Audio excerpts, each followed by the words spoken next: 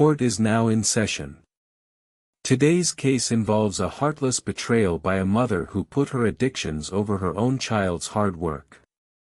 You're the jury today. Listen to the evidence and let me know your verdict in the comments. Does she deserve a second chance, or is she exactly where she belongs? Let's dive in. My name is Leo, and I'm 17 years old. For most people my age, the biggest stress in life is SATs or who's going to prom. For me, it's been a decade of playing hide the bottle and checking the bank account to see if we'll have electricity by Tuesday. My mom, Sarah, hasn't been mom in a long time. She's a ghost that haunts our apartment, smelling of cheap vodka and broken promises. She lost her job at the dental office 3 years ago, and since then, she's been on a downward spiral that seems to have no bottom. My dad left when I was 5, and honestly, I don't blame him. To keep us afloat, I've been working 20 hours a week at a local grocery store while maintaining my grades. Most of my paycheck goes to groceries, the light bill, and making sure my younger shoes don't have holes in them. But 6 months ago, I decided I wanted one thing for myself. Just one, I wanted a PlayStation 5. I know, it sounds materialistic to some, but for me, gaming was my only escape. It was the only time I wasn't Leo, the kid with the drunk mom. I was a hero, a soldier, an explorer.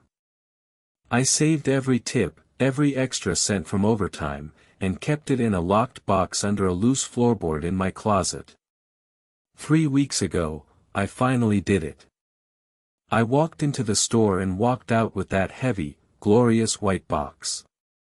I set it up in my room, and for the first time in years, I felt like I had actually achieved something. I spent every spare hour playing. It was my sanctuary. Then came last Tuesday. I came home from a grueling shift at the store. My feet were aching, and I was looking forward to a few hours of gaming before bed. I walked into my room, and my heart didn't just sink, it stopped. The cables were dangling off the desk. The controller was gone. The console was gone. Even the games I had saved up for were missing. I ran into the living room. My mom was passed out on the couch, an empty bottle of Smirnoff on the coffee table. Next to her was a receipt from a local pawn shop.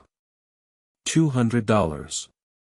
She had sold my $500 console, plus $200 worth of accessories, for $200 just to fund her habit for a few days. I lost it. I didn't yell, I just shook her until she woke up. When she finally opened her bloodshot eyes, she didn't even look guilty. She looked annoyed. "Where is it, Mom? Where is my PlayStation?" She groaned, waving a hand dismissively. "It's just a toy, Leo. We needed rent money. You're so selfish, always playing those games while I'm struggling."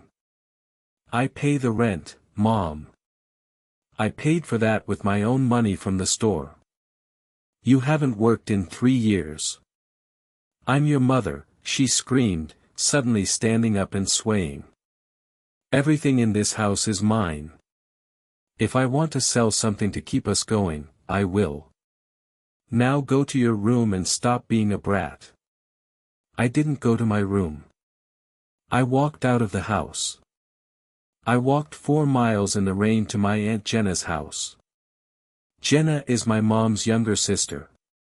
They haven't spoken much lately because Jenna refused to give my mom any more loans that never got repaid. When Jenna opened the door and saw me soaking wet and shaking, she didn't ask questions. She just pulled me inside, gave me a blanket, and made me tea. I told her everything. Not just about the PlayStation, but about the missed bills, the empty fridge, and the fact that I had found Mom passed out in the hallway more times than I could count. Jenna's face went from concern to a mask of cold, hard fury. Jenna is a paralegal. She knows the law, and more importantly, she knows how to handle Sarah. Stay here tonight, Leo, she said. I'm going over there tomorrow. And I'm bringing the police. The next morning, Jenna and I drove to the apartment. She had called in a wellness check on my mom.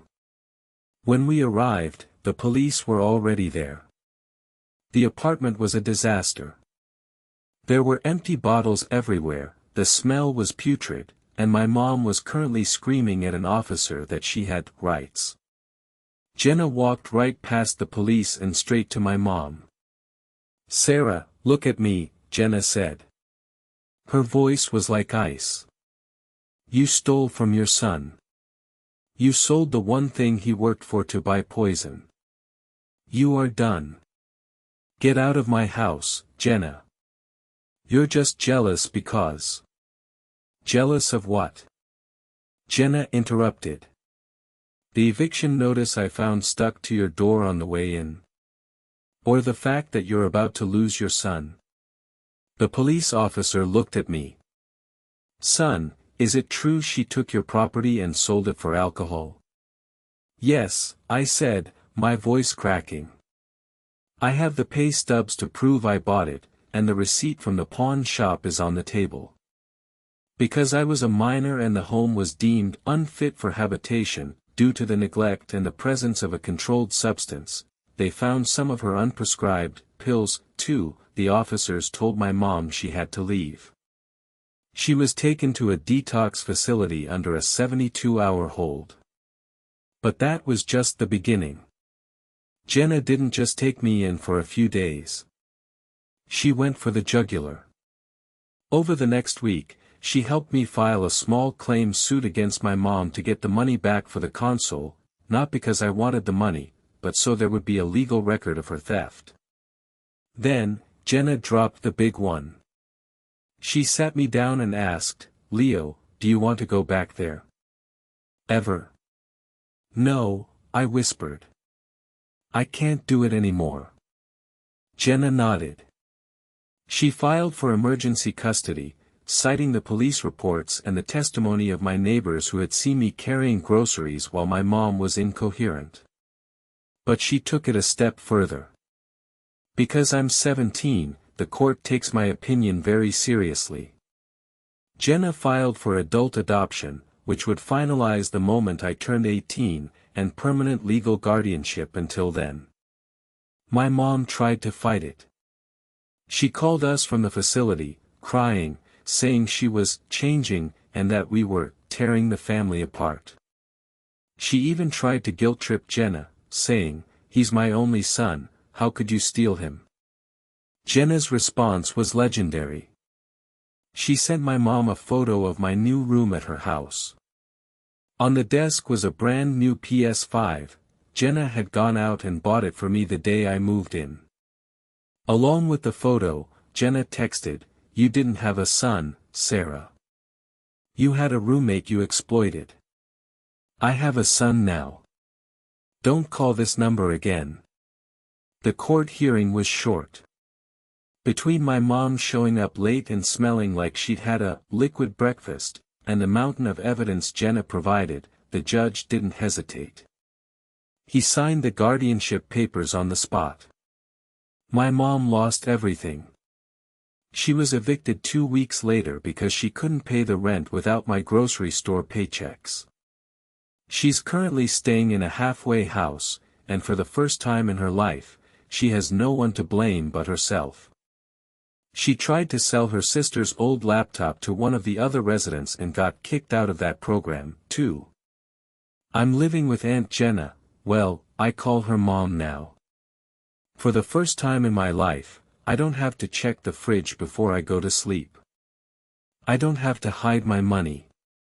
And most importantly, I can play my games in peace, knowing that the person in the next room actually cares about my happiness more than a bottle of vodka. So, jury, did my aunt go too far by taking me away and cutting my mom off completely, or was this the only way to save my future?